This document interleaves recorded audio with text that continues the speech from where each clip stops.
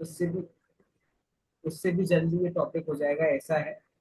इसको करने के बाद कुछ एक तो बड़े टॉपिक भी आएंगे अभी, तो वो हम लेंगे, कि बीच में देखते हैं, शायद कुछ दिन का गैप और हो सकता है, लेट्स सी। क्योंकि इसलिए अभी मैं छोटे छोटे टॉपिक्स ले रहा हूँ, उसके बाद हम थोड़े से बड़े टॉपिक्स पे जाएंगे। मैंने पीडीएफ शेयर कर दी थी ग्रुप पे आप लोगों के सामने, तो आप लोगों ने देखा होगा। नहीं देखा है तो कोई बात नहीं, मैं यहाँ से स्क्रीन शेयर कर ही रहा हूँ, तो इसमें आप लोग को दिख जाएगा। दो शब्द आपने सुने होंगे व्याकरण में, एक होता है प्रत्यय और एक होता है उपसर्ग।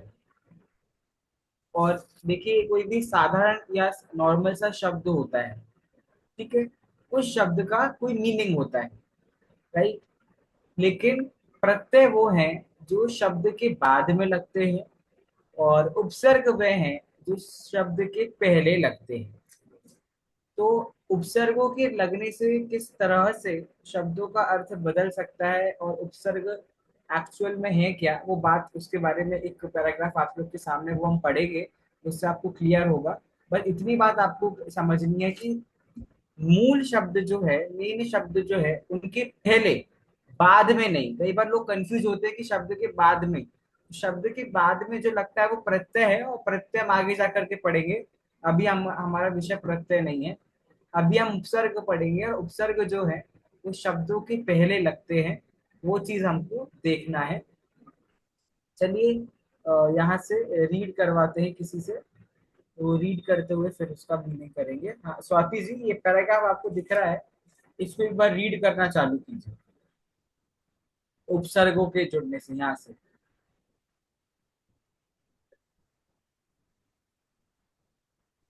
उपसर्गों के जुड़ने से पद का अर्थ बदल जाता है। देखिए यथा संस्कृत में, जैसे हिंदी में हम शब्द बोलते हैं ना, शब्द, संस्कृत में शब्द को पद बोला जाता है। पद अर्थात वो शब्द जिन विभक्ति, लिंग वगैरह का प्रयोग हो जाता है। तो पद और शब्द में अंतर इतना ही है, शब्द सामान्य होता है, और उन शब्दों में जब विभक्ति आदि लग जाती है, और जब वो संस्कृत लैंग्वेज में यूज किए जाते हैं, तो वही शब्द पद कहलाते हैं। ठीक है। यथा आर्ट शब्द का अर्थ है माला, परंतु जब उसमें प्र उपसर्ग लगता है तो शब्द बनता है प्रहार, और उसका अर्थ होता है मारना। इसी प्रकार आ उपसर्ग लगने पर आहार बनता है, जिसका अर्थ है भोजन। इसी प्रकार यदि हार शब्द में सम उपसर्ग जुड़ता है तो संहार बनता है, शब्द बनता है जिसका अर्थ है नष्ट करना। परंतु इसी शब्द में वी उपसर्ग लगने पर विहार शब्द बनता है, जिसका अर्थ होता है घूमना फिरना। इसी तरह परि उपसर्ग जुड़कर परिहार शब्द बनता है, जिसका अर्थ होता है सुधार करना त्याग करना। इस प्रकार हमने देखा कि अलग अलग उपसर्गों के जुड़ने से शब्दों के अर्थों में परिवर्तन आ जाता है। उपसर्गों का स्वतंत्र प्रयोग नहीं होता। बस बस, देखिए इसमें कितने सारे वर्ड्स अभी देखिए आप लोग के सामने आए। जैसे सबसे पहले एक सामान्य सा वर्ड जो लिया गया हम सबके सामने, वो था हार, नेकलेस जिसे हम इंग्लिश में कहते हैं, जिसको हम माला कहते हैं। ठीक है, एक ये बात तो हम लोग को क्लियर है, इसमें कोई डाउट है नहीं। लेकिन जब उसी हार शब्द में हमने प्र उपसर्ग लगा दिया, मतलब उस हार शब्द में हमने प्र को जोड़ दिया, तो शब्द बन गया प्रहार, उसका अर्थ हो गया मारना। किसी पे अटैक करते हैं उसका नाम संहार होता है। उसी हार शब्द में हमने आ उपसर्ग लगा दिया, तो वह शब्द बन गया आहार, जिसका अर्थ भोजन, खाना। जो हम खाते हैं, तो खाने की क्रिया जो है, the action of eating the food, that is called as भोजन। उसके बाद उसी हार शब्द में अगर सम शब्द लग जाता है, सम, तो जिसका म अनुस्वार है, बिंदु बन जाती है, वो हम पढ़ चुके हैं वर्णमाला में। तो संहार शब्द जो है वो बनता है, उसका मतलब होता है नष्ट करना, नाश होना। उसके बाद उसी हार में अगर वी उपसर्ग लग जाए, तो विहार शब्द बनता है, जिसका अर्थ है घूमना फिरना। उसी हार में अगर परि उपसर्ग लग जाए, तो परिहार शब्द बनता है, जिसके दो अर्थ है, या तो सुधार करना या फिर त्याग करना। शब्द कितना था, एक ही शब्द था, हार, लेकिन उसमें चार चार उपसर्ग प्रहार जोड़ दिया, आहार जोड़ दिया, संहार कह दिया, विहार कह दिया, परिहार कह दिया। ऐसे अलग अलग अलग अलग अलग उपसर्गों का प्रयोग करने से वो क्या बन गया, एक शब्द से बहुत सारे शब्द निकले। ये क्यों बताया जा रहा है, क्योंकि हमने शब्द रूप पढ़ा है। तो सिर्फ शब्द रूपों से ही पूरा संस्कृत को लिखा गया हो ऐसा नहीं है। ये सामान्य उपसर्ग और प्रत्यय को जोड़ने से एक हार शब्द से पांच अलग अलग शब्द आप लोग के सामने आ गए। इस तरह से शब्दों के आगे जो अक्षर जुड़ते हैं उन्हें उपसर्ग कहते हैं। यह बात आपको समझ आई कि नहीं, उपसर्ग कैसे यूज होते हैं, उनका क्या काम होता है। ठीक है। एक और बात यहाँ पर बहुत इंपॉर्टेंट बोली है, उपसर्गों का स्वतंत्र प्रयोग नहीं होता। बहुत सिंपल बात है। जैसे हार, जैसे जो प्रहार शब्द है, इस शब्द में प्र हमारा उपसर्ग है, तो आप सिर्फ प्र का यूज नहीं कर सकते। अकेले प्र का कोई मीनिंग है क्या, कोई मीनिंग नहीं है। वो प्र अकेला तो एक अक्षर बस है, वर्ण बस है। जब तक वह प्र हार जैसे शब्दों में नहीं जुड़ता तब तक उसका कोई मतलब नहीं होगा। यही इस बात का मतलब है कि कोई भी उपसर्ग जो है उसका जो यूज है, उसका यूज कभी भी अकेले नहीं हो सकता। उसको आपको किसी ना किसी शब्द के साथ में यूज करना पड़ेगा। ये बात यहाँ पर आई है। आगे देखते हैं इसमें और आगे क्या क्या बात बता रहे हैं। अब थोड़ा सा इस तरफ को आप इग्नोर करना। ठीक है, जो ये वाला साइड है, ये थोड़ा सा साइड आप इग्नोर करना, और अभी हम इस तरफ फोकस करेंगे, हमारी लेफ्ट हैंड साइड पे। यहाँ पर एक एक उपसर्ग से बहुत सारे शब्द, एक एक शब्द से बहुत सारे उपसर्ग बनाए गए हैं। जैसे पहला शब्द है प्र, तो प्र से देखिए प्रभवती, प्रकर्षः, प्रयत्न, प्रतिष्ठा। फिर शब्द है परा, पराजयते, पराभवती। फिर शब्द है अपहरति, अपकरोति। फिर शब्द है संस्करोति, संगच्छते। ऐसे करके कितने सारे उपसर्ग हैं। कुल मिलाकर यहाँ पर आप लोगों को 22 तो अलग अलग शब्द दिए हैं, और सबके साथ में अलग अलग उपसर्ग दिए हैं। मैं आप में से किसी से उपसर्ग रीड करवाता हूँ, फिर आपको इसके रिगार्डिंग एक होमवर्क दूंगा, वो आपको नेक्स्ट क्लास में करके आना है। हाँ स्वाति जी बोलिए। तो भैया ये जो उपसर्ग होते हैं ये 22 ही होते हैं या नहीं नहीं इसमें नहीं, इतने बहुत सारे होते, बहुत सारे उपसर्ग होते हैं, लेकिन मेजरली ये 22 ही यूज करने में आपको आएंगे। और ये तो क्या है, कोई नॉर्मल टॉपिक है एक उपसर्ग समझाने के लिए, इसका कोई लिमिटेशन तो है नहीं। सारे उपसर्ग समझा दे तो इतने में काम हो जाएगा, ऐसा है। और भैया इसमें आइडेंटिफाई कैसे होगा, मतलब जैसे एक ही उसके हम प्रा भी लगा रहे हैं बट हमें कैसे पता चलेगा कि इसमें ये प्रा वो आइडेंटिफाई उपसर्ग है। तब होगा जब आप लोग संस्कृत को पढ़ोगे, लिखोगे, सुनोगे, समझोगे, तो आपको इतना पता चलेगा भी कौन कौन से वर्ड्स एग्जिस्ट करते हैं। जैसे आपके सामने शब्द आया प्रहार, तो आज की पहले तक आप में से कोई नहीं सोचता होगा भैया इसमें उपसर्ग लगा है। आप प्रहार को इंडिविजुअल वर्ड के रूप में यूज करते हो। लेकिन आपके सामने अगर कोई भी शब्द आता है तो आप उसको सोचो कि क्या इस शब्द में ऑलरेडी कोई शब्द एग्जिस्ट करता है कि नहीं। जैसे आपके सामने एक शब्द आया, यहाँ पे लिखा है प्रभवती। अब आप धातु रूप पढ़ चुके हो, आपको पता है अकेला भवती का भी कुछ ना कुछ मीनिंग होता है। ये पता है आपको, भवती मतलब होना। तो इसका मतलब भवती शब्द के आगे जो ये प्र लगा है, ये प्र हमारा उपसर्ग है। राइट। तीसरे एग्जाम्पल में देखो, ये ऐसे इसी प्र में आप देखिए प्रयत्न शब्द है। देखिए एक बात आपको ध्यान देनी है, उपसर्ग जिन भी शब्दों के आगे लगा हुआ होगा, बिना उपसर्ग लगे भी उन शब्दों का कोई ना कोई मीनिंग होगा ही होगा। मीनिंगलेस वर्ड्स में उपसर्ग नहीं लगते। जैसे आपके सामने शब्द है प्रयत्न, अब इसमें यत्न शब्द का कोई ना कोई मीनिंग होगा तभी इसके आगे प्रोपसर्ग लगा। यत्न मतलब होते हैं मेहनत करना, तो प्रयत्न, प्रयत्न मतलब हो जाता है कोशिश करना। ऐसा। हाँ पूछिए रश्मि जी, क्या पूछ रहे हैं आप। मैं ये बोल रही थी कि इसमें अब जो मीनिंग चेंज हो रही है तो हम भी कैसे समझ में आएंगे कि मतलब वर्ड का मीनिंग अलग है, और उसके हाँ बाद जब इसमें उपसर्ग लग गया तो मीनिंग चेंज हो गया। तो ऐसे तो बहुत वर्ड है, हाँ, तो ऐसे कैसे? बहुत वर्ड है, इसकी कोई चिंता करने की बात नहीं कि समझ में आएंगे, वो धीरे धीरे आ जाएंगे समझ, कोई दिक्कत नहीं। और काफी तो हमको पहले से भी आते हैं, हमको पता नहीं कि हम उन शब्दों को पहले से ही उपसर्ग के साथ यूज। प्रहार वर्ड है, आपको पहले से उस वर्ड का मीनिंग पता था। आहार वर्ड का मीनिंग आपको पहले से ही पता था। तो ऐसे बहुत से वर्ड है जो जो हम उपसर्गों के साथ ही यूज करते जा रहे हैं, तो उनकी मीनिंग हमको ऑलरेडी पता है। और अगर हमको नहीं पता है उनकी मीनिंग, तो कोई बात नहीं, वो आपको धीरे आ जाएंगे समझ में, ठीक है। ये कोई हार्ड एंड फास्ट रूल नहीं है इसका, रिलैक्स करना है इस चीज में, ठीक है। अब बहुत सारे उपसर्ग आपको इस जो मैंने आपके सामने पीडीएफ निकाली उपसर्ग का, हमारे चैप्टर में दिए हैं काफी सारे वर्ड्स, पहले उसको हम पढ़ेंगे, ठीक है। डिम्पल जी एक बार अनम्यूट कीजिए, और सारे आपको उपसर्ग पढ़ना है। जैसे आपको पढ़ना है पहला प्रभवती, प्रकर्षा, प्रयत्न, प्रतिष्ठा। दूसरा परा, पराजयते, पराभवती। ऐसे करके 10 उपसर्ग आपको पढ़ने हैं, उसके बाद किसी और से पढ़वाएंगे। प्रभवति, प्रकर्षः, प्रयत्नः, प्रतिष्ठा। परा, पराजयते, पराभवति। अप, अपहरति, हरति, अपकरोति, सं, संस्करोति, संगच्छते, संक्षेप्ते, संगच्छते, संगच्छते, संगच्छते। अनुगच्छति, अनु, अनुकरोति। अव, अवगच्छति, अवतरति।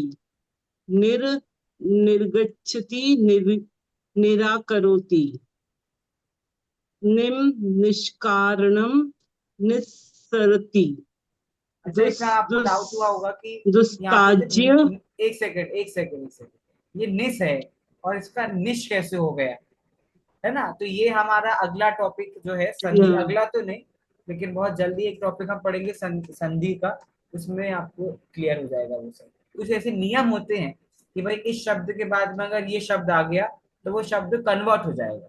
स के सामने मानो ये आ गया, कारणम शब्द आ गया, ण आ गया, तो वो षटकोण वाला स बन जाएगा। तो उस कुछ रूल्स रेगुलेशंस के कारण से चेंजेस होते हैं, वो आप सब समझ जाओगे धीरे धीरे। पढ़िए।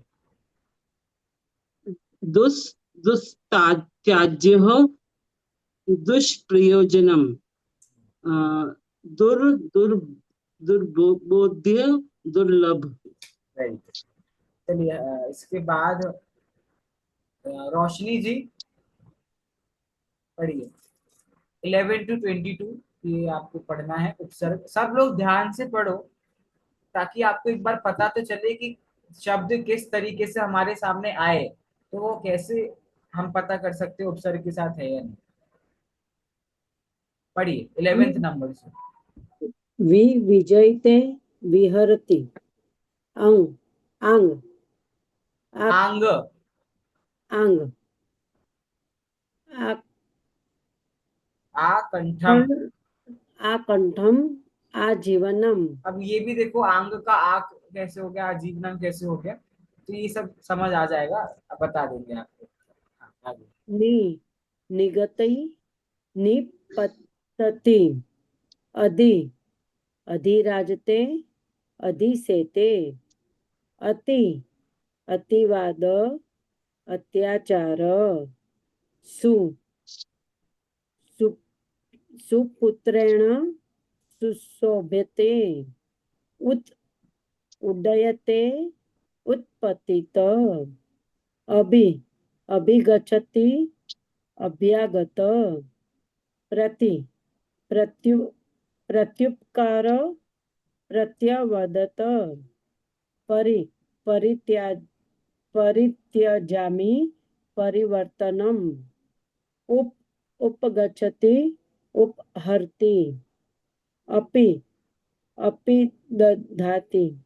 बहुत अच्छा, बहुत बढ़िया। चलिए आपको इस क्लास का आज आपको पहला प्रैक्टिकल एक देता हूं करने को, मैं लास्ट क्लास में भी दिया करता था। मैं आप सभी को 5-5 उपसर्ग, 5 तो नहीं, हमारे पास ज्यादा ज्यादा लोग हैं, हाँ लेकिन ठीक है, 3-3 उपसर्ग एक पर्टिकुलर को डिवाइड कर रहा हूँ। जैसे मैंने किसी को दिया प्र, परा और अ, उसके अंदर जो जो उपसर्ग आए हैं उन सब की आपको मीनिंग ढूंढ के आने हैं और नेक्स्ट क्लास में आपको सबके सामने प्रेजेंट करने हैं कि प्रभवती का मतलब ये होता है, प्रकर्ष का मतलब ये होता है, प्रयत्न का मतलब ये होता है, और प्रतिष्ठा का मतलब ये होता है। इजीली आपको कहीं से भी मिल जाएंगे। आप डिक्शनरी तो डिक्शनरी, वरना आज फोन में आप जहां से चाहे वहां से ढूंढ सकते हैं। ये बहुत कॉमनली यूज्ड वर्ड है। हिंदी में भी बहुत सारे वर्ड्स का यूज किया जाता है। तो मैं सबको एलोकेट कर रहा हूँ तीन तीन उपसर्ग। तो उनके अंडर में जो जो वर्ड्स आते हैं उनका मीनिंग आपको ढूंढ के लाना है। सबसे पहले डिम्पल जी, प्र, यस सर। परा और अप, ये तीनों आपके उपसर्ग हैं। उसके बाद में रश्मि जी, सम, अनु और अव। ठीक है। उसके बाद में रोशनी जी, निर, निस और दुस, निर, निस और दुस। उसके बाद अमिता जी आपका है दुर, वी और आंग। उसके बाद में चित्रलेखा जी आपका है नी, अधि, अति।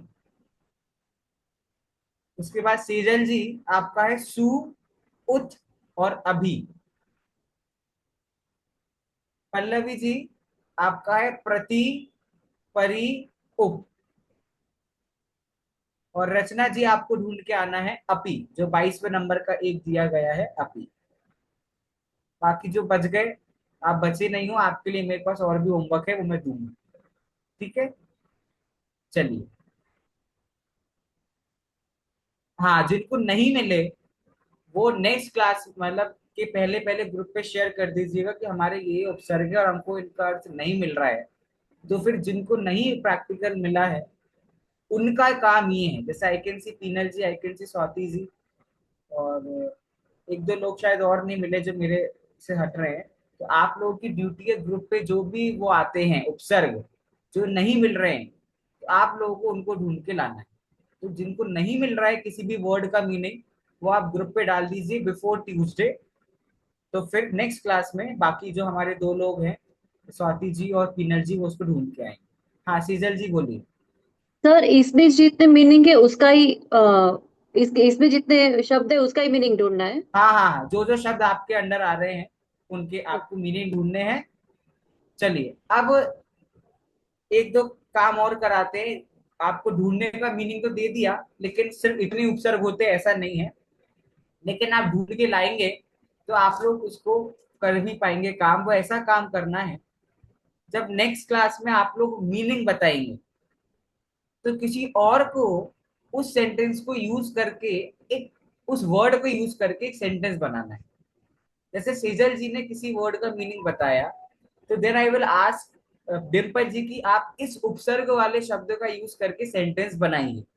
अब वो सेंटेंस कैसे बनाएंगे उसका एक एग्जाम्पल मैं आपको यहाँ पे शेयर कर देता हूँ। जैसे स्वाति जी को, अब एक सेकेंड पहले पीनल जी, पीनल जी आपके सामने आपको एक सेंटेंस दिख रहा है और अभी हमने मीनिंग नहीं पढ़े हैं, ठीक है, उपसर्गों का। ये आपके सामने सेंटेंस है, गंगा हिमालयात प्रभवती। क्या इस सेंटेंस का मीनिंग बता सकते हैं? गंगा हिमालय से निकलती है। हिमालय से कैसे अर्थ निकाला आपने? हिमालयात है वो विभक्ति कौन सी है? षष्ठी विभक्ति। षष्ठी का तो का थोड़ी ना होता है चिन्ह, षष्ठी का चिन्ह तो का होता है। हाँ, सही है कर्तानु अर्थ। कर्म को करण से तीसरी विभक्ति। अर्थ आपका सही है, लेकिन विभक्ति तीसरी है क्या? किसी को विभक्ति पता है हिमालयात की? पंचमी पंचमी। कि सब आगे पंचमी पाठ, पंचमी हैंड रेज, पंचमी हैंड रेज। विभक्ति है। आगे पाठ पीछे सपाट होते जा रहा है। शब्द रूप तो हमने कब पढ़े थे, हम तो उपसर्गों पे आ गए हैं। मैं बार बार कह रहा हूँ, मैं शब्द रूप को छोड़ूंगा नहीं। और टेस्ट आपका होने वाला है, सो बी रेडी फॉर दैट। ठीक है। चलिए, टेस्ट के नाम से ही पढ़ोगे शायद आप लोग, वैसे तो भैया कोई याद करेगा नहीं। हाँ बोलिए। टेस्ट कब लेंगे आप, वो क्योंकि मैं अभी भी बिफोर थोड़ा अ पहले वीक, बता दीजिएगा, एक हफ्ता क्योंकि अभी पहले बता शिविर। दूंगा। एक हफ्ता पहले बता दूंगा मैं, जब भी लूंगा, डोंट वरी। ठीक है। चलिए। अच्छा, या गंगा हिमालय से प्रभवती मतलब बहती है। अब जैसे अभी बीच में रश्मि जी का क्वेश्चन आता है कि हमको कैसे पता चलेगा और क्या मीनिंग है, तो अभी आपने यूज करा इजीली, तो आपको चार में से एक का मीनिंग तो पता चल गया। अगला देखते हैं हो पाता है कि नहीं। अमिता जी, सेकंड सेंटेंस दिया है, सैनिक शत्रुन पराजयते। ठीक है, इस सेंटेंस में का क्या अर्थ हो सकता है हिंदी में?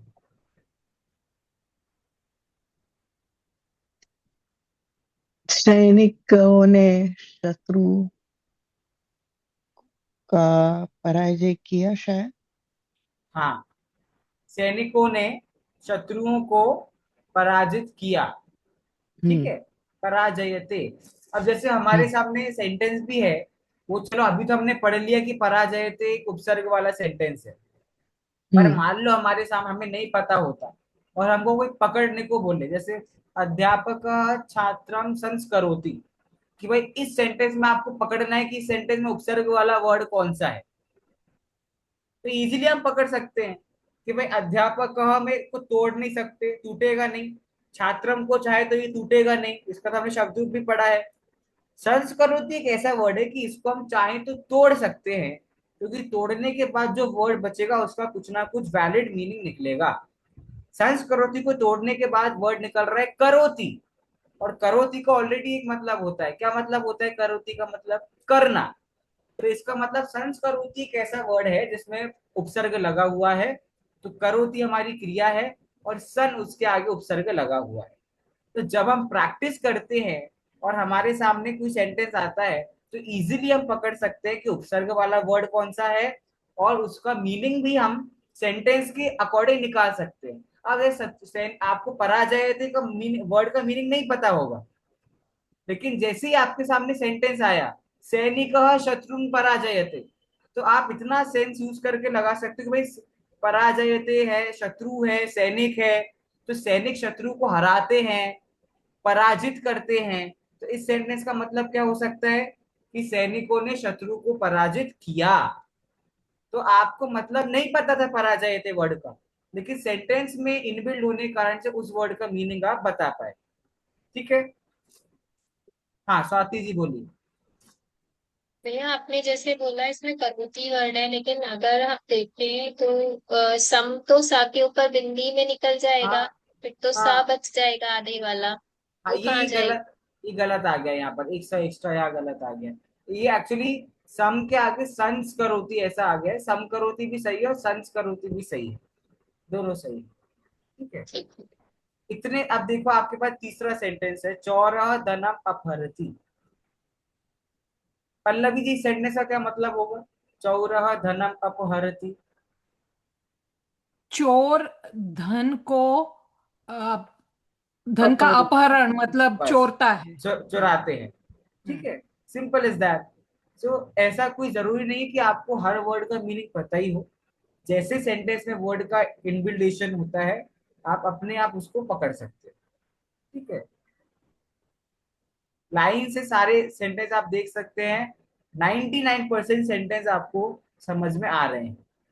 एक सेंटेंस ये है, विद्वान सर्वत्र अधिराजते। क्या मतलब हो सकता है? पहली बार हमने पढ़ा है। रचना जी, सेंटेंस का मतलब क्या हो सकता है? पहली बार अधिराजते वर्ड हमारे सामने आया है। सर राजते का मतलब मुझे समझ नहीं आ रहा। विद्वान तो जो इंटेलिजेंट होते हैं सर्वत्र हर जगह, हम्म, अधिराजते आप खुद रहते। ही थोड़ा दिमाग लगाओ, क्या मतलब विद्वानों का सभी जगह क्या होता है? सम्मान मिलता है। सम्मान। सम्मान, हाँ वैसे ही कुछ। अब देखो, विद्वान राजते मतलब जो राज करता है, और हाँ। अधिराजते मतलब जो सबसे ऊपर पद पे होता है। तो विद्वान सर्वत्र अधिराजते, विद्वान सभी जगह सबसे ऊंचे, सबसे महान माने जाते हैं, सबसे ओके। ऊंचे पद पे राज्य करते। राइट, अगर राज वर्ड का मीनिंग भी आपने लगा लिया, राज्य करते हैं, विद्वान हाँ। सभी जगह राज करते हैं, तो भी सेंटेंस गलत नहीं है, सही मीनिंग है इसका। ठीक विद्वान है, ओके। हाँ। उसके बाद देखते हैं, ये सेंटेंस जैसे है, द्वारपालः द्वारम अपि ददाति। अब ये अपि ददाति भी हमने नहीं पढ़ा, उपसर्ग वाला शब्द है। लेकिन आप थोड़ा दिमाग लगाओ तो आपको इस सेंटेंस का मीनिंग आ सकता है। क्या मतलब हो सकता है? द्वारपालः द्वारम, जिनको है हैंड रेस करना। द्वारपालः द्वारम, द्वारपाल द्वार पे या द्वार को क्या करता है? द्वारपाल द्वार पे, द्वारपाल द्वार पे क्या करता है? रक्षा करता है। रक्षा, पहरा देता है। रक्षा, अच्छा देखो, रक्षा वर्ड मुझे लग रहा था आप लोग को आएगा, लेकिन यार रक्षा जैसा तो कुछ नहीं लग रहा अपिधाति का मतलब। पहरा, और क्या हो सकता? बोलता है, पहरा, हाँ, किसी ने बोला, क्या बोला? बोलता है मतलब पहरा ओपन करता है डोर्स को। नहीं नहीं नहीं, इसके अलावा पहल जैसा किसी ने बोला था ना, टहलता है। देता है, पहरा, पहरा पहरा। दे, पहरा देना, पहरा देना ना। अपी ददाती मतलब जो द्वारपाल है वो द्वार पे पहरा देता है, पहरा देता है मतलब उसकी, जैसे रक्षा अर्थ में उसका अर्थ जा रहा है। बाकी एग्जैक्ट मीनिंग क्या है वो हमको रचना जी नेक्स्ट क्लास में बताएंगी उसका, अपी ददाती का। हाँ स्वाति जी बोलिए। भैया वैसे अपी का मतलब भी होता है ना? हाँ वो अव्यय है, वो अव्यय है, वो भी हम पढ़ेंगे तो उसमें आपको समझ में आएगा। अभी ये जो अपी है, ये वाला अपी क्या है? उपसर्ग है। ओनली अपी वर्ड का यूज होगा तो भी यूज लेंगे, अगर अपी किसी या वर्ड के सर, साथ जुड़ जाएगा तो वो वर्ड के नहीं लेंगे। बाद होता है ना वो। अगर भी कौन? की तरह, अगर भी की तरह यूज होता है, भी as a hmm, meaning use होता है, तो वो हाँ, वर्ड के बाद में लगता है। और वो इंडिविजुअल यूज होता है अपी। अगर वो, और हमने क्या पढ़ा, उपसर्ग कभी भी जैसे स्वतः, तथापि। हाँ वो तथापि वाला जो है वो क्या है? वर्ड के बाद जुड़ा है, ठीक है, हाँ, लेकिन उधर उधर संधि हुई है, लेकिन जो हम हाँ, पढ़ेंगे आगे। हाँ। और मैंने आपको पहले ही बताया था, तो ये बात ध्यान रखते, स्वाति जी को डाउट नहीं आता क्या, कि उपसर्ग हमेशा इंडिविजुअल नहीं होते कभी भी। तो इंडिविजुअली अपी वर्ड का, जिसका अर्थ आप भी कह रहे हैं, उसका यूज ही नहीं कर सकते। लेकिन हमने तो पढ़ा है कि अपी मतलब भी होता है। इसका मतलब जिस अपी का मतलब भी है वो अलग चीज है, और जो अपी उपसर्ग के रूप में यूज हो रहा है वो अपी अलग चीज है। क्लियर? ठीक है, ये आपको एग्जाम्पल दिया है। जैसे गम धातु है, आप धातु रूप पढ़ चुके हैं सभी लोग। गम धातु है, एक ही धातु के साथ में अलग अलग उपसर्गों के जुड़ जाने से क्या अलग अलग अर्थ निकल सकते हैं। जैसे गम का गच्छ बनता है, आपको पता है? गम का लट लकार में रूप किसको याद नहीं है? गम धातु लट लकार में है। देखिए जरा, गम धातु लट लकार में किस किस को याद नहीं है? लट लकार, सब पहले बताओ, लट लकार किस अर्थ में यूज होता है? ऐसे तो काम हो गया सर खलास। वर्तमान। वेरी वर्तमान। गुड, वेरी गुड, वर्तमान। Excellent, excellent. अब सुना भी दो, कौन सुना सकता है? अब सुनाने का मत पूछो आप, बस दो लोगों को याद है। बाप रे, आप लोगों ने सर लकार भी फर्स्ट लाइन याद है, पठ का याद है। पठती हाँ पठ हाँ सही है, पठती, पठती पठतः। पठती पठता पठंती। अब इसको गम धातु पे लगाओ तो क्या बनेगा? गमती, हाँ बस गलत, ये सिखाया था ना मैंने। गम का क्या बनता है? गच्छ, गच्छति गच्छति, यस है यस ना, यस। गच्छति गच्छतः गच्छन्ति। हम टेस्ट जब भी हमारा होगा उसके पहले एक रिवीजन क्लास भी होगी, ठीक है? हम जिसमें हम स्टार्टिंग से लेकर के उस क्लास तक जितना हमारा कोर्स हो जाएगा वापस पढ़ेंगे। लास्ट ईयर भी हम रिवीजन क्लासेस लेते थे बीच बीच में, within 2 months, every 2 months we used to have revision class. तो हम रिवीजन क्लास भी लेंगे, तो उसमें आपका सब रिवाइज होगा।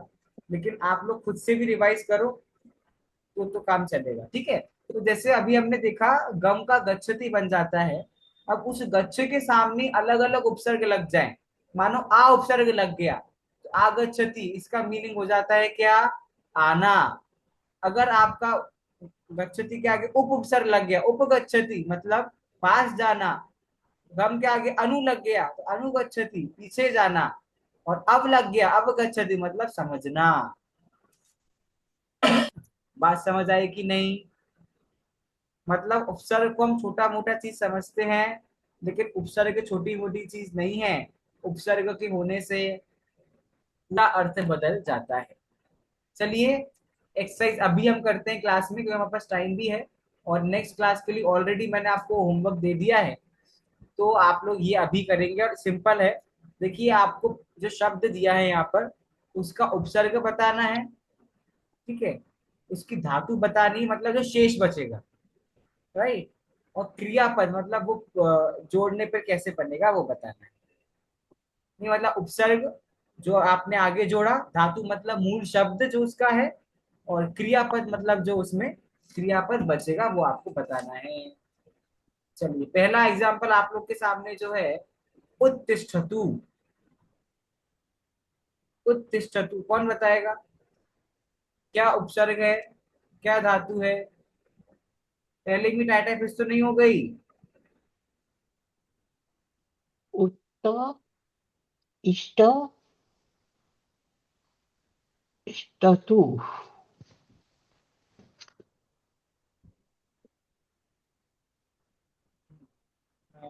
रश्मि जी आप उत बता रहे?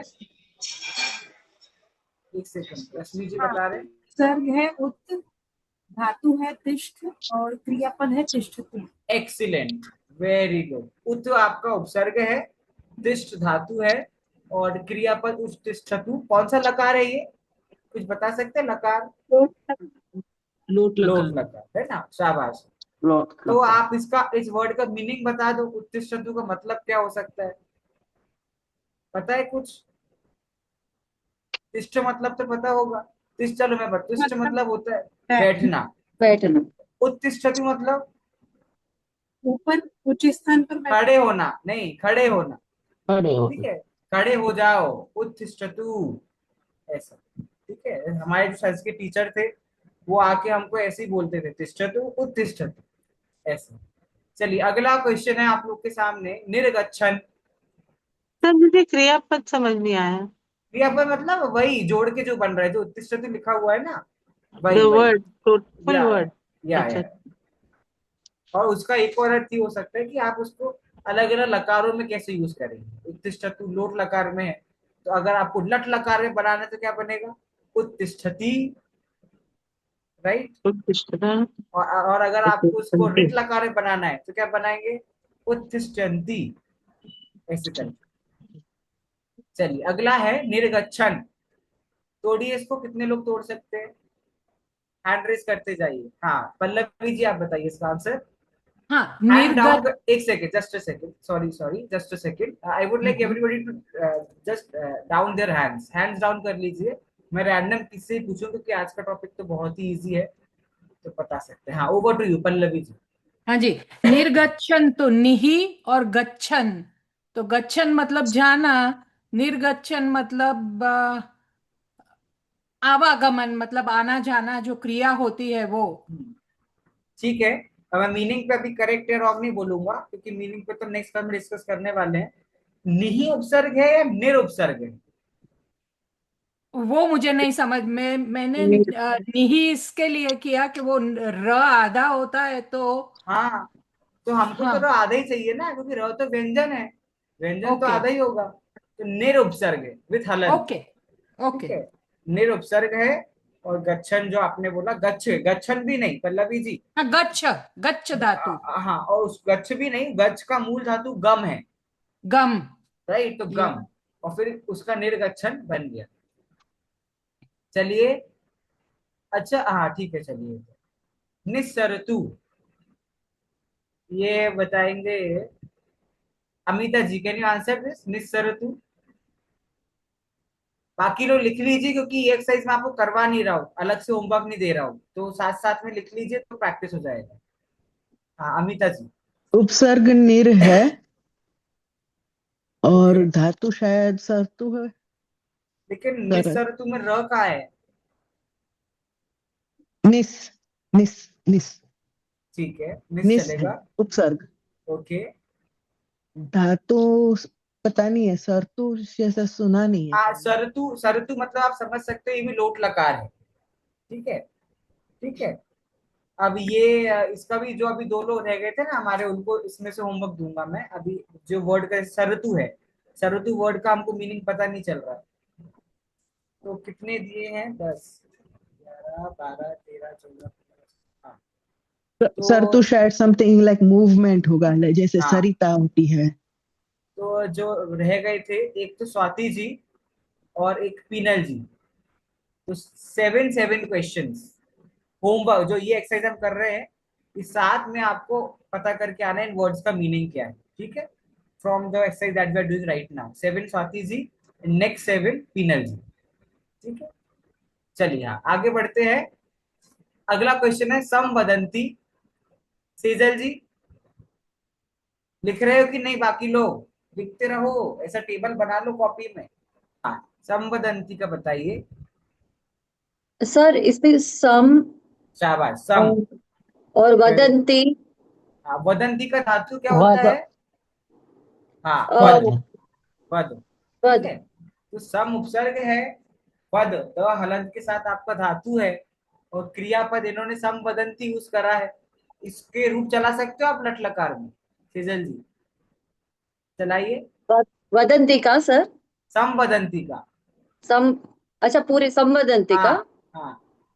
संवदन्ति, संवदन्तः, संवदन्ति, हम्म। संवदन्सि, संवदन्स्थः, हाँ, संवदर्थः, संवदामि, संवदाव, वः, संवदामः।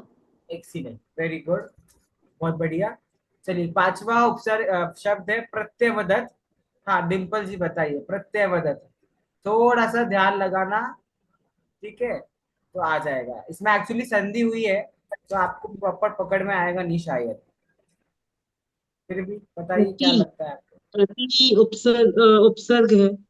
प्रति, एक्सीलेंट एक्सीलेंट, प्रति उपसर्ग है। और धातु है वद।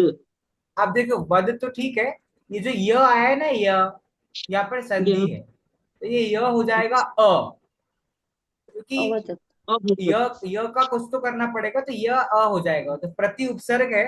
और अवदत ये धातु है, मतलब अवध धातु, वध का अवदत धातु हो गई, ठीक है। अब आप बताओ अवदत जो है कौन सा लकार है? अवदत ये लृट लंग। लकार है। लृट। रिट कैसे हुआ? नहीं अवदत सर, लंग। लंग लकार है, लंग लंग लकार। लकार सर। अब इन आप करेक्ट। समझो, इन्होंने लंग लकार के पहले उपसर्ग लगाया है, अवदत को प्रत्यवदत कर दिया। Lung correct. लकार आपको याद है कि डिम्पल जी? हाँ, लंग लकार मुझे याद है। हाँ तो उसमें जरा ये प्रति उपसर्ग लगा सकते हैं क्या? कोई है जो लंग लकार के रूप सुना सकता है अवदत धातु के साथ ही, लेकिन प्रति उपसर्ग जैसे अब प्रत्यवदत, उसके बाद? अवदत, अवदताम, हाँ अवदन, अब अवदन, रुक जाओ रुक जाओ रुक जाओ अवद, रुक जाओ। अभी अवदह, अब रुक जाइए रुक जाइए। अब प्रति लगाओ, प्रत्यवदत। अवदत के प्रत्यवदत, बाद क्या बोला आपने? अवदत के बाद द्विवचन अवदत, क्या बनेगा? अवदताम। अवदत, अवताम, अवताम। हाँ तो प्रत्यवदताम प्रत्यवदताम, और प्रत्यवदन। प्रत्यवदत, वदत। हाँ फिर प्रत्यवदतः, वदत हो नहीं। टह, टह, हाँ अपठः। ठीक है। और प्रत्यय, प्रत्यवदतम, ठीक है। प्रत्यवदत, हाँ आगे। प्रत्यवदतम, प्रत्यवदाव और प्रत्यवदाम। ठीक है बढ़िया है। अच्छा ये बताइए उत्तम पुरुष एक वचन क्या होता है? अपठम मतलब म हाँ आता सही, है। तो प्रत्यवदम, हम्म। ठीक है एक्सीलेंट। बस मतलब आपको मैं समझाना चाह रहा हूँ कि उपसर्ग जो है इनका प्रयोग लकारों में भी होता है, और 90% जो आपको उपसर्ग यहाँ दिख रहे हैं वो क्रियाओं के रूप में यूज हो रहे हैं।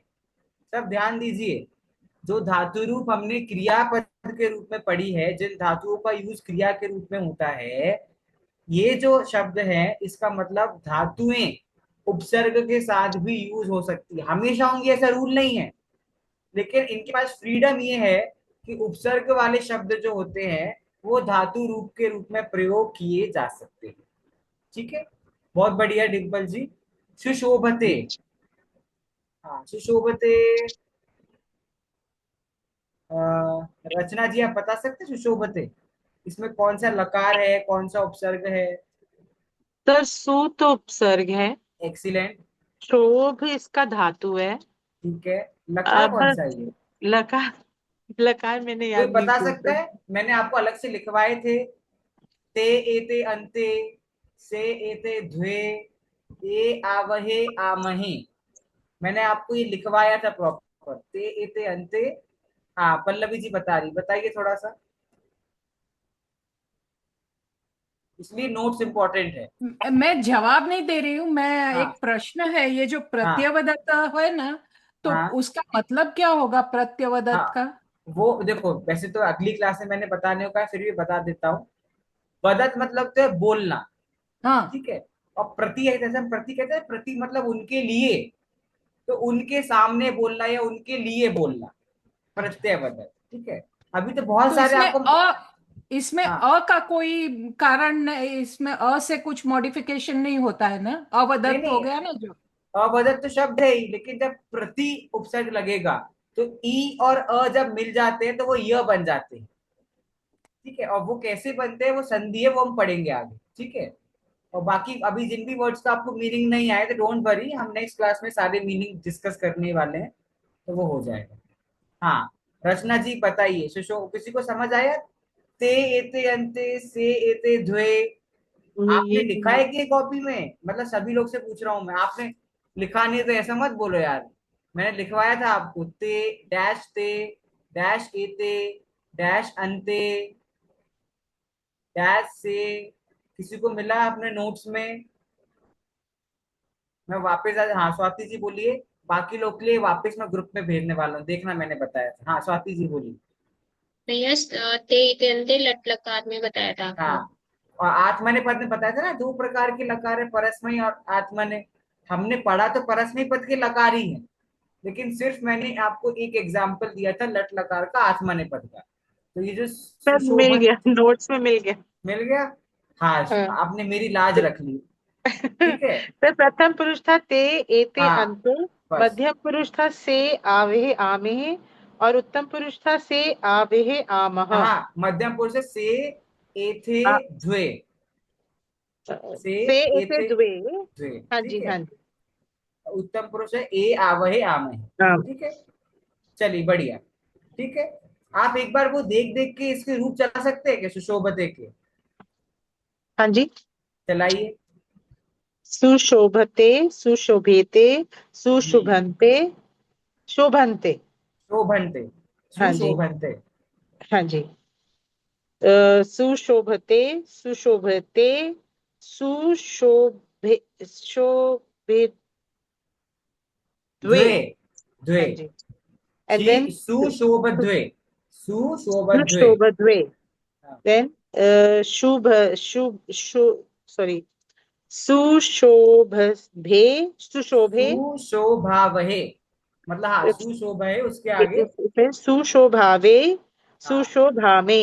सुशोभावहे, सुशोभामहे, ठीक है। महे। सर महे, इट्स म एंड देन ह और उसके ऊपर यस मात्रा। यस। ओ आवहे इन द्विवचन, आमहे इन बहुवचन, उत्तम सर पुरुष। इसमें विसर्ग नहीं है, मतलब आ वहे नहीं में। नहीं नहीं नहीं नहीं, देयर इज नो ओ मैंने विसर्ग। गलत लिख लिया सर। हाँ ओके। कोई बात नहीं। चलिए, आ आ, महे। ओके। आगे बढ़ते हैं। विशिष्यते रूप है आपके सामने। अम, एक आधा चीज मैं आपसे पूछूंगा, थोड़ा दिमाग लगाना पड़ेगा। इसका इसका लकार कौन पकड़ सकता है, विशिष्यते का लकार कौन पकड़ेगा इसका? पल्लवी जी कुछ पूछ रहे हैं? Okay sure, no no no issue. इस विशिष्यते का लकार कौन पकड़ेगा, थोड़ा दिमाग लगाना है। मैंने बताया नहीं है लेकिन मैंने बताया है, मैंने बताया नहीं है लेकिन मैंने बताया है। कि मैं क्या बोल रहा हूँ? I told you but I have not told you, ऐसा केस है ये।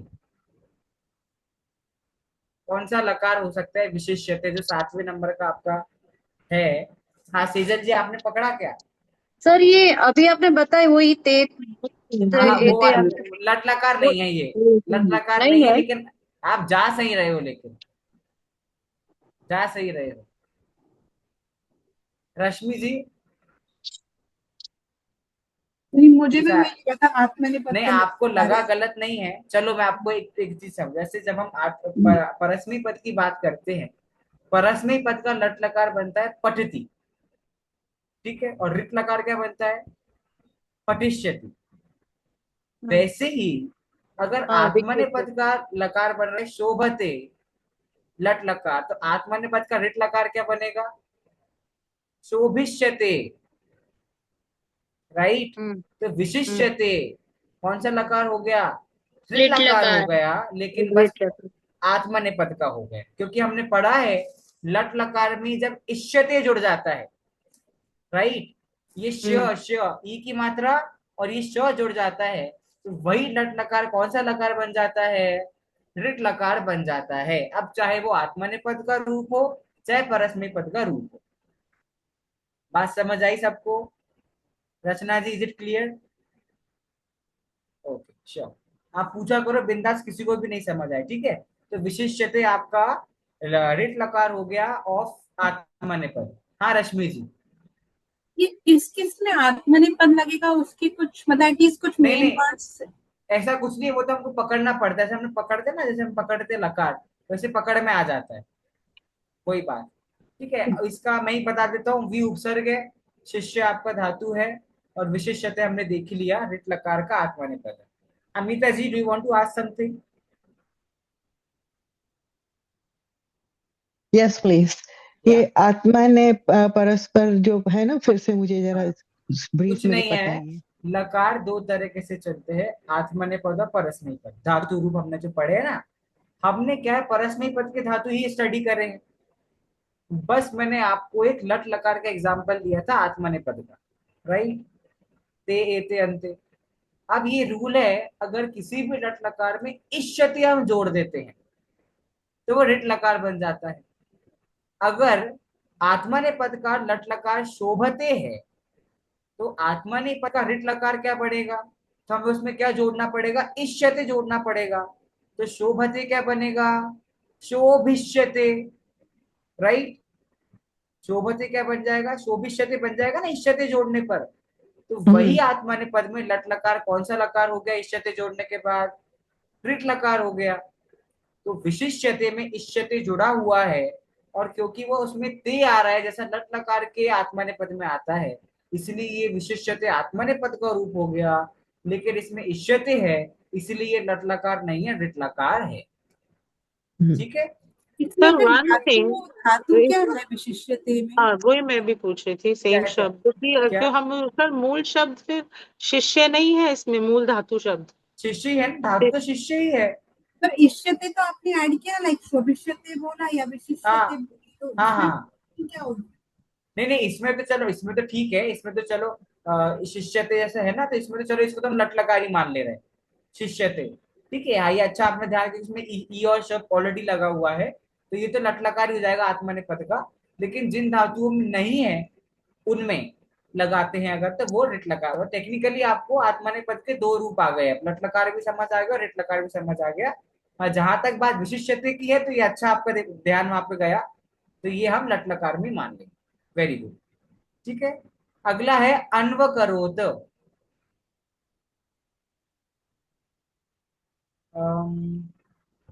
रोशनी जी बता सकते हैं अन्वकरोत में क्या उपसर्ग है? भैया अनु। हाँ शाबाश, तो उसका धातु क्या बनेगा? शायद करोत है तो क्र क्र धातु होती है देखो, शायद, क्र। अगर देखो जैसा य में रूल था वैसे ही क में लगाओ। य का क्या बचा गया था? अ। आकरोत। इधर भी वो का क्या बचेगा? अकरोत। ठीक है, आकरोत। लंग लकार हो जाएगा। अनु प्लस अकरोत आपका धातु पद है, और क्रियापद तो आपको दिया ही दिया। Very good. आगे बढ़ते हैं। अम, सर इसमें मूल धातु वर्ड क्या है? क्री, धातु का क्री क्या? धातु होगी क्री ना? धातु है ना, क्री का करो करो तू करो कुरुतः से रूप चलते हैं ना अपने, करना। तो सर मूल धातु मतलब क्री क्री क्री, हुआ। हाँ धातु क्री हुआ। जब उसका प्रयोग हम करेंगे लंग ओके। लकार में, तो अकरोत हो जाता है। धातु रूप पढ़ा था ना हमने, तब देखा था ये बात। हम्म, हाँ रोशनी जी, ये प्रसीदामी बता सकते हैं? प्रसीदामी। रस इतामी। जैसे इदामी वर्ड तो होता है, लेकिन इदामी नहीं है यहाँ पर, क्योंकि इदामी कोई धातु नहीं है। और ठीक है, धातु होना चाहिए। उपसर्ग धातुओं के आगे लगते हैं, इदामी कोई धातु नहीं है। अकेला प्र मान सकते हैं उपसर्ग, और प्रस भी जो है ना, प्रस, प्रस नाम का भी कोई उपसर्ग नहीं है। लेकिन अकेला प्र उपसर्ग हो सकता है कि नहीं, पढ़ा था ना हमने भी, प्रयत्न। तो अकेला प्र उपसर्ग हो जाएगा, और सिदामी जो सीध धातु होती है वो हो जाएगी। तो प्र उपसर्ग हो गया, तो सीध आपकी धातु हो गई। सिदामी लट लकार के बहुवचन में ऐसा बन गई आपकी सिदामी। ठीक है, आगे बढ़ते हैं।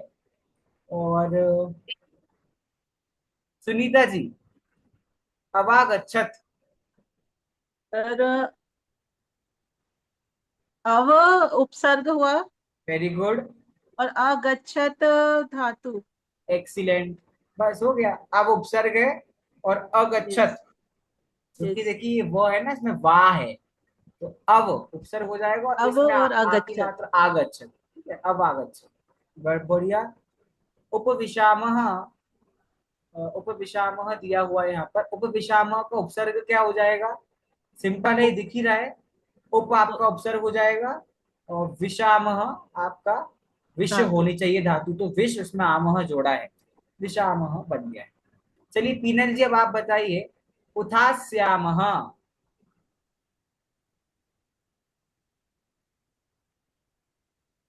उत उथास्यामः, उत है वो उपसर्ग है। ओके, उत, और सही है, उत उत उपसर्ग है, त, वेरी गुड। हाँ, और फिर और अस्यामः। नहीं नहीं नहीं, उत, उत उपसर्ग है, उत, उ और त, हाँ, तो त, था भी बचा ना उसके बाद, तो थास्यामः हाँ, शब्द बचेगा। हाँ, थास्यामी, लेकिन थास्यामः, थास्यामः। नहीं सही है, सही है। तिष्ठ सही धातु का सही। रूप जो है थास्यामी, थास्यावः, थास्यामः की तरह चलता है। ठीक है, ओके। तो थास्यामः बच जाएगा, उत आपका उपसर्ग बन जाएगा। हाँ, अगला कौन बता सकता है, उन्नयनम। उन्नयनम, चित्रलेखा जी आप बताएंगे क्या, उन्नयनम? पहले अनम्यूट कीजिए, क्योंकि इसमें हल्की सी ट्रिक है, इसलिए पूछा मैंने। अनम्यूट कीजिए चित्रलेखा जी। हाँ सुनीता जी, आपको आ गया पकड़ में? हाँ, इधर उत उन्नयनम में क्या उत्थ उपसर्ग है? उत उत्थास्यामः उसमें उत प्लस धातु कौन अन्यनम। सी है? एक सेकंड, एक सेकंड, चित्रलेखा जी बोल रही, बोलिए। सर उत प्लस अन्यनम। शाबाश शाबाश। ये जो उन्नयनम है ना, ये उन लिखा है, लेकिन न उन कोई उपसर्ग नहीं होता है, वो न उत, का त हो जाता है, ये भी संधि है। तो धीरे धीरे संधि समझने का दिन आ रहे हैं हमारे। तो उत आपका उपसर्ग है, और नयन आपकी धातु है। ठीक है, उन्नयनम। ठीक है, चलिए आगे बढ़ते हैं। अपाकुर्वन, ये भी सिंपल है, अपाकुर्वन। ये बताएंगे आप चित्रलेखा जी, अपाकुर्वन? हाँ, अप उस उपसर्ग है शाबाश, अकुर्वन। एक्सीलेंट, बहुत अ, बढ़िया। अकुर्बन धातु आपका, है। हाँ, अकुर्बन मतलब वही, अकुर्बन आपकी धातु हो गई लग लकार में, और अप आपका उपसर्ग है। अकुर्बन धातु है, और अप आपका उपसर्ग है। बहुत बढ़िया। अगला तो उससे भी इजी है। सब समझदार दिख रहे हैं आज मुझे। रचना जी बताइए, विजयते, बहुत सिंपल है। सर वी, वी उपसर्ग है और जयते धातु है। एक्सीलेंट। और लास्ट है परितुष्यति। क्या उपसर्ग, परि उपसर्ग है, और तुष्यति हमारी धातु आ जाएगी, तुष धातु आ जाएगी, तुष्यति बन गया। बहुत अच्छा किया है सबने। अब इसके बाद आपको एक और क्वेश्चन दिया हुआ है, जो आपके होमवर्क के लिए है, जो मैं क्लासरूम में डाल दूंगा। बहुत दिनों से क्लासरूम नाम का ऐप आपके फोन पे खुला भी नहीं हुआ होगा, तो तीसरा क्वेश्चन छोड़ दो, ये बात के लिए कराएंगे, ज्यादा हो जाएगा नहीं तो होमवर्क आपको, फिर आप आना कम कर दोगे नहीं तो। दूसरे नंबर का जो क्वेश्चन है, ये आपको करना है। आपको दो ऑप्शन दिए हैं, ठीक है। आपको सिर्फ पकड़ना है भाई कौन सा शब्द सही हो सकता है।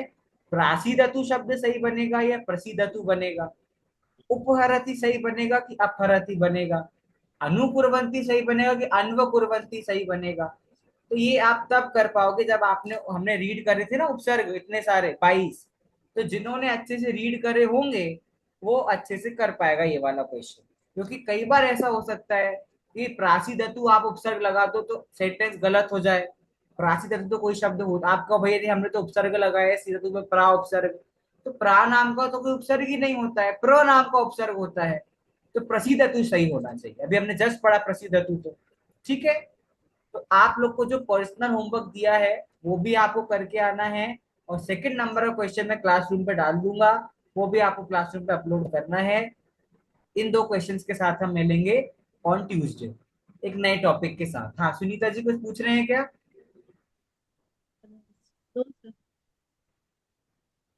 ठीक है, चलिए फिर किसी को कुछ पूछना है, कुछ कहना है? नहीं। हाँ तो आप लोग शब्द रूप धातु रूप पढ़ते रहो। जैसे विशेषण विशेष उपसर्ग है ये छोटे टॉपिक तो आप इजीली कवर अप कर लोगे, इनमें कोई बड़ी बात है नहीं। लेकिन आपको शब्द रूप धातु रूप याद करते रहना है। कितनों को बालक शब्द रूप याद है अभी भी?